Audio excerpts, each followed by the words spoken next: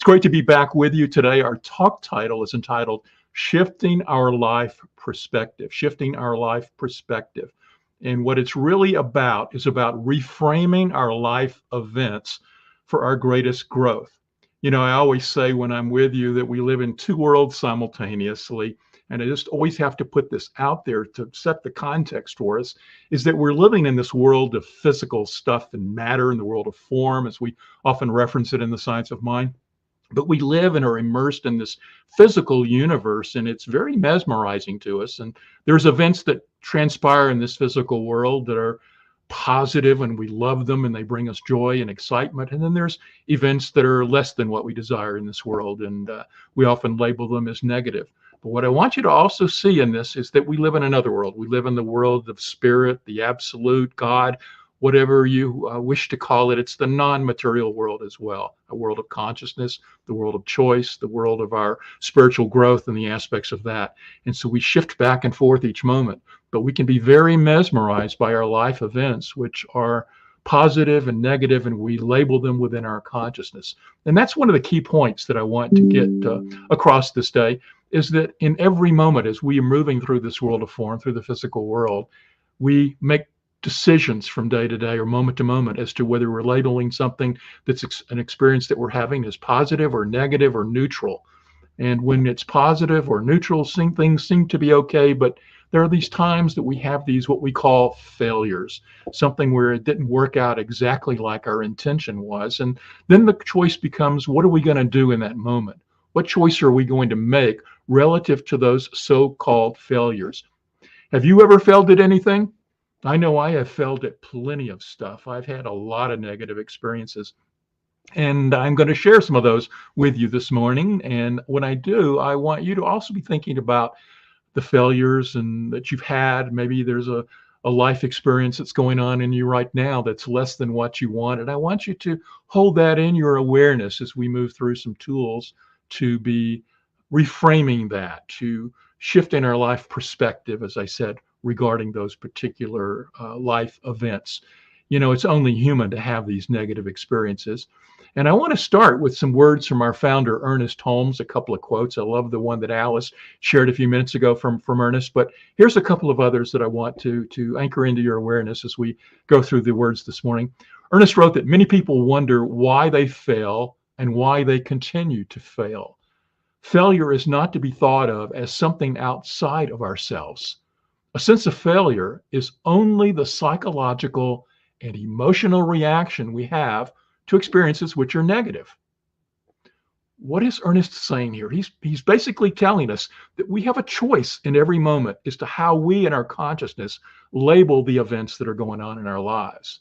Some events we're labeling negative, some events we're labeling positive.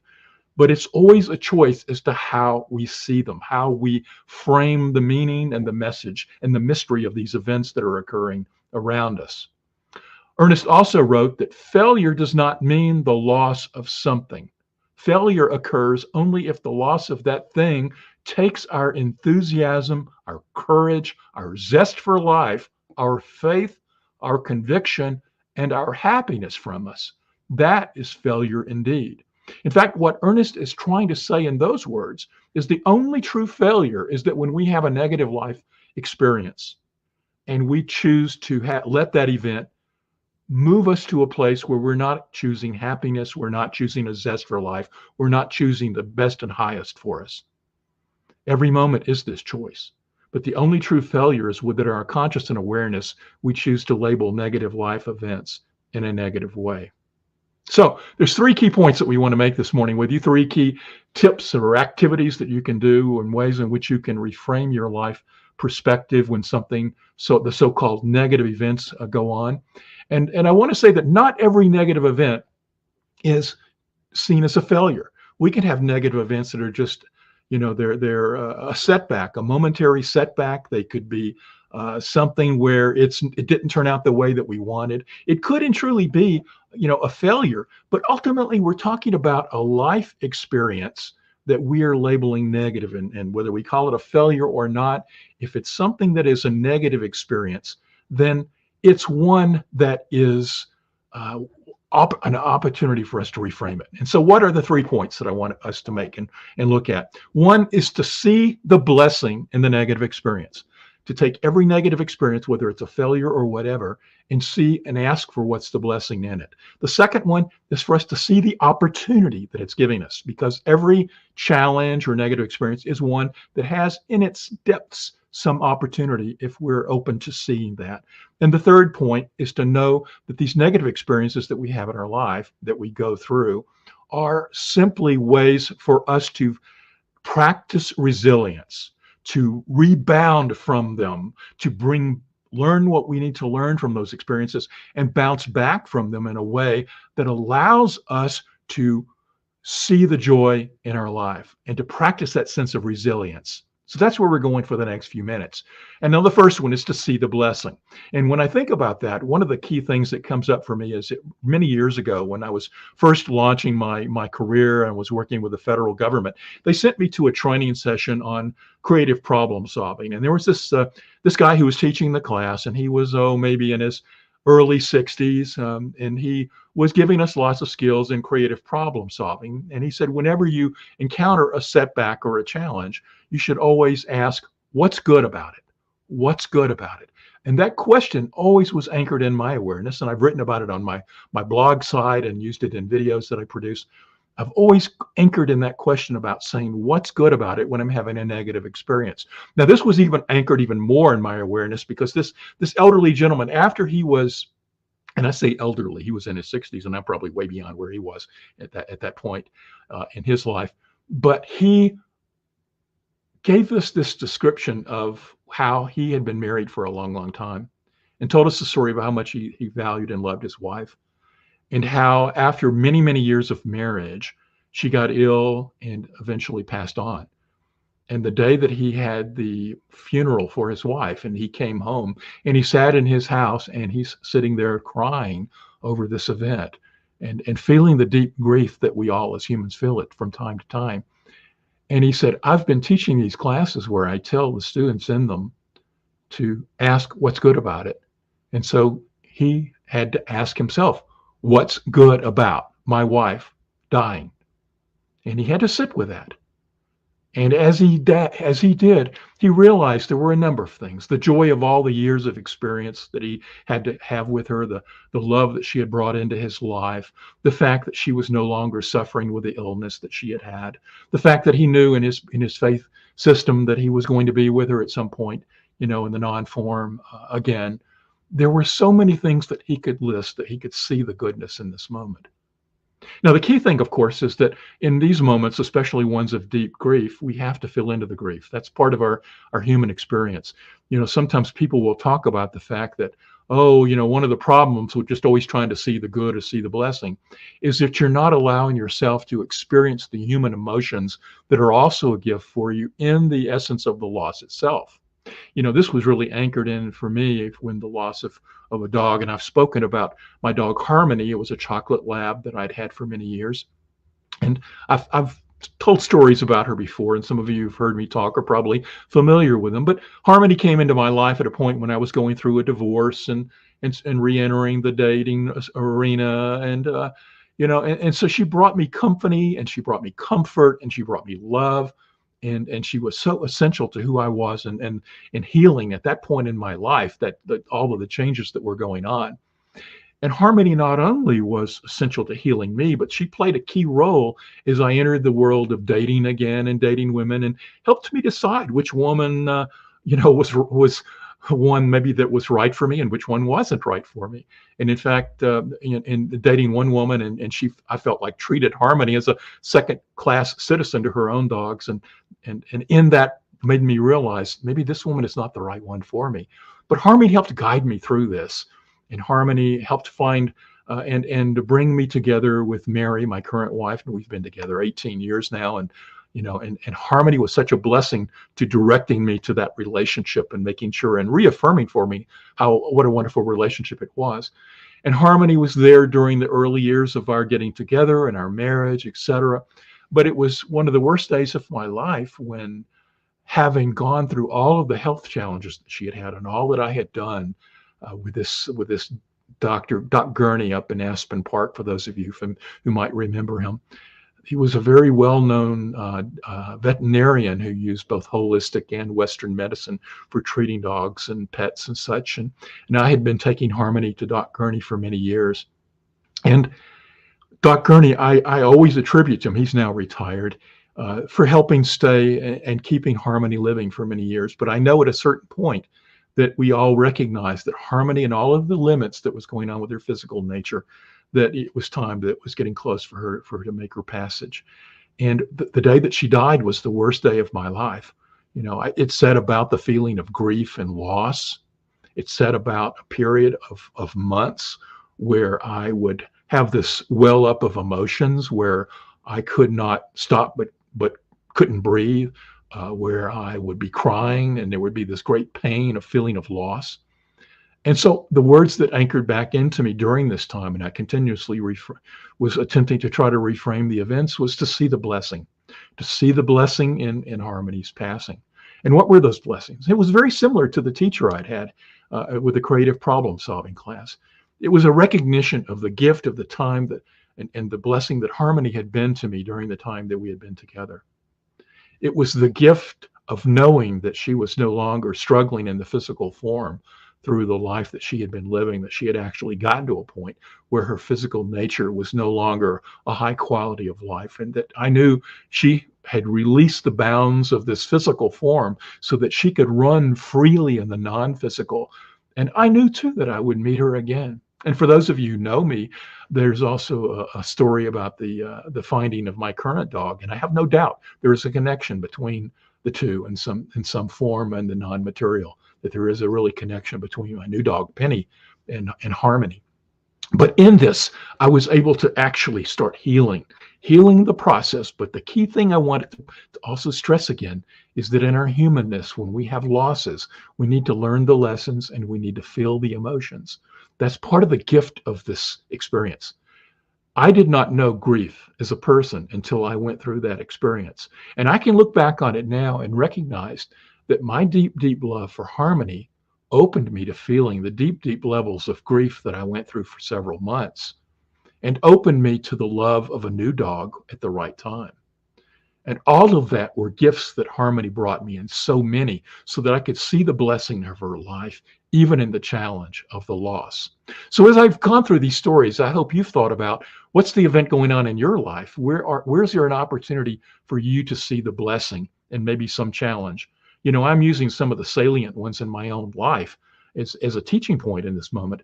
But I can also say there's plenty of times I had to learn from not passing my driver's test the first time, or not getting a job promotion that I thought I was going to get, or submitting something for publication and it not happening. There's all these little minor setbacks that we have all the time that we can dwell on and we can focus on. And when we do that, we know in this teaching that we give our energy, what we give our energy to is what we grow in our lives. And when we focus on the negative events in the physical life, we're using that higher power of the consciousness of the non-physical to bring those thoughts down into creation and create more of the pain and sorrow. Yes, learn from the event, but see the blessing and move on from it. And second tip is to see the opportunity, because every challenge we have has with it an opportunity for the next step and where we're needing to go. And so where is there a challenge in your life? There is an opportunity to be seen from that so-called negative event. You know, one of the experiences that came up for me that in thinking about seeing the opportunity relates back to one of the first jobs I had when I first got out of college. I got married. My first marriage was in college. I had a daughter that was being born. And so bang, bang, bang, within a period of several weeks, I had daughter being born, graduate from college a week later, and then starting a new career in that same week. All of these things were occurring.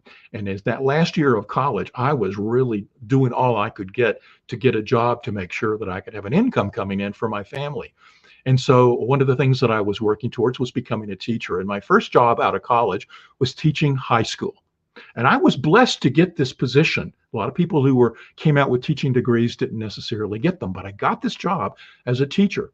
And it was an inner city high school down in Birmingham, Alabama.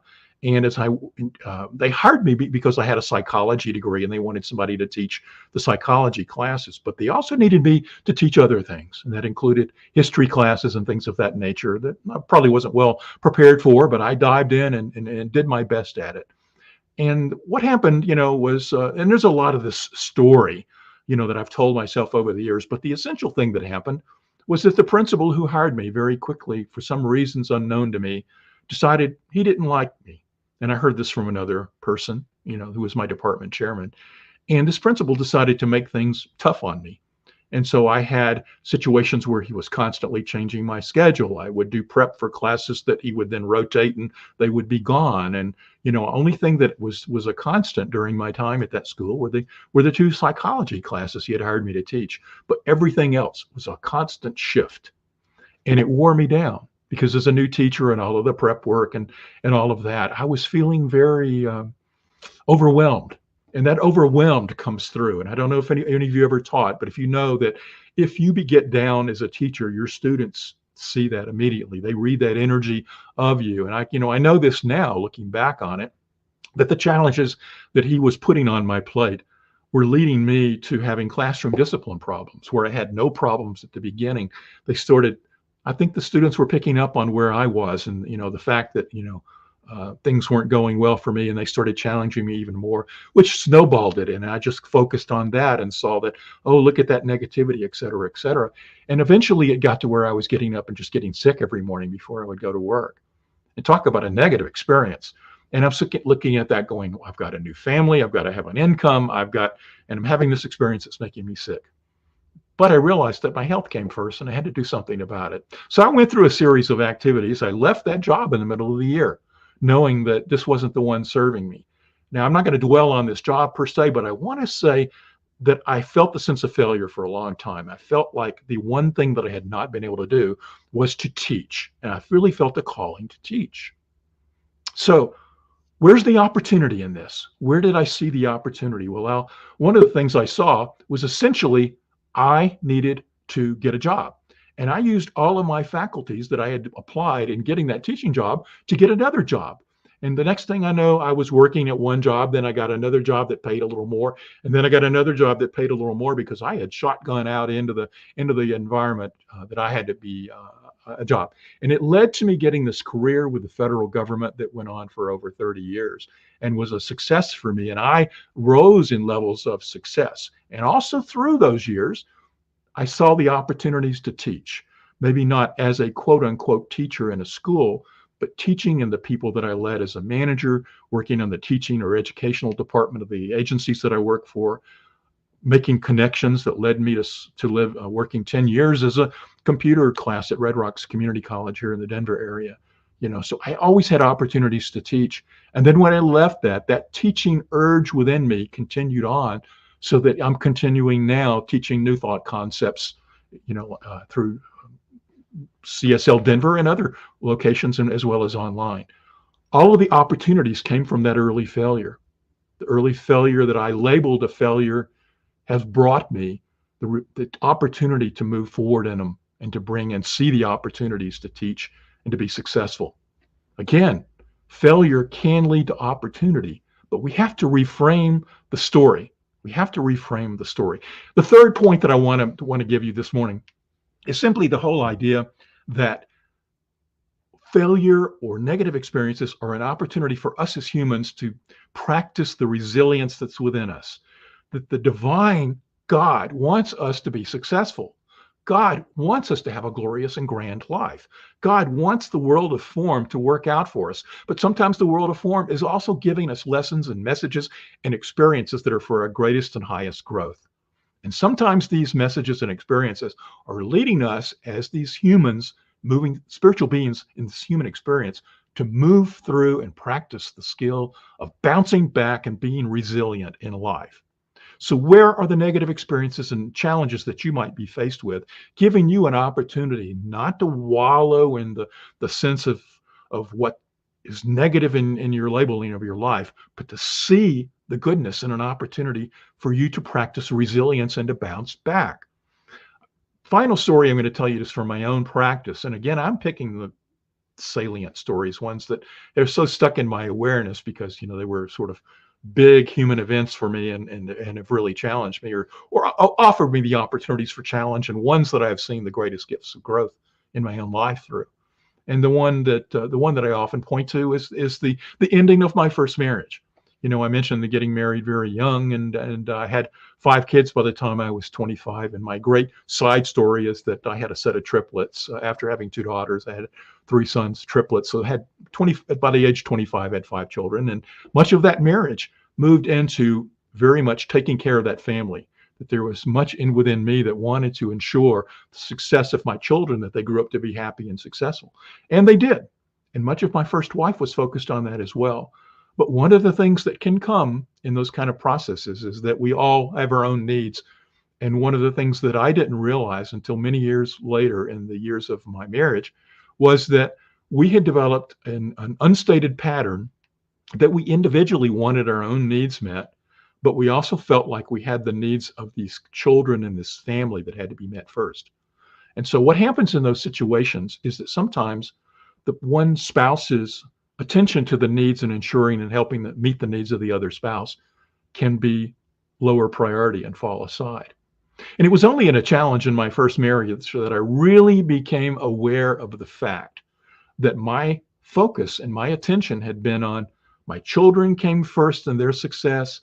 All these things that I wanted to do, my career and my hobbies and all of that came next. And then over here to the side was the needs of my spouse.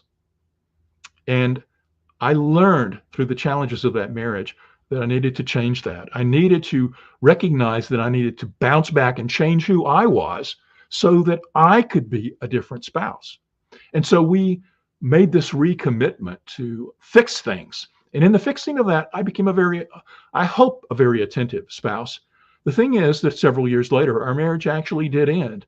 But during that final period, we recognized, and I think she recognized, that we were not the people that we had been. And that's another interesting thing. We all grow and evolve, and sometimes relationships aren't, where they gel early on. Sometimes we recognize that there's an opportunity for an expansiveness that's not in the physical form, and the key thing is to recognize that relationship is going to go on forever, but maybe not in together.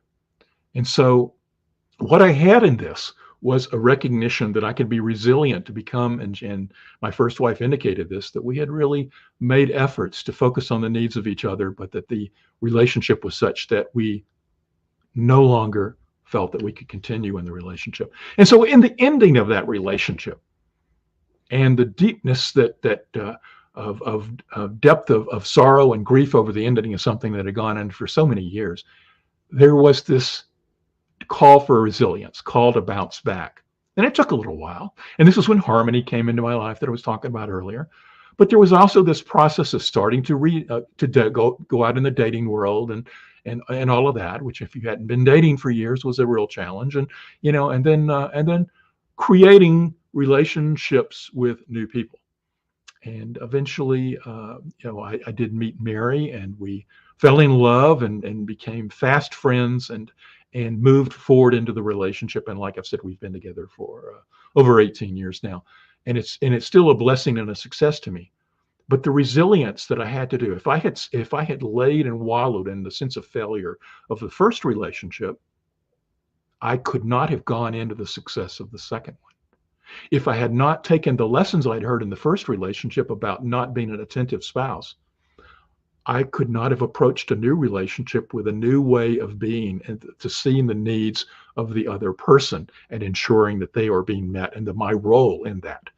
Mary often likes to say she wished she had met me early in her life, and I say to her, I was not the person early in my life that I am now, and probably would not have been the right person for you in that point in time. But the key message that I want in telling you this story, other than, my life's salient challenges, which, hopefully has been somewhat semi-entertaining for the last few minutes, is to really anchor into what are the challenges that you're faced with. Where are the things in the world of form where you have had these setbacks? They can be big, like divorce and death and things that I've been describing here, or they can be minor setbacks that we have every day in our life.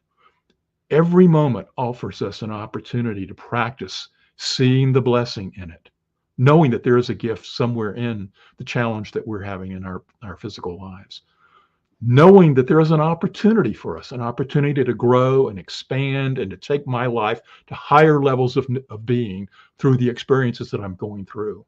And thirdly, is a human moving through this human experience to anchor ourselves in that spiritual awareness that we are anchored in truth and oneness through the spiritual teachings that we have here, and know that life can't give us anything that we can't handle.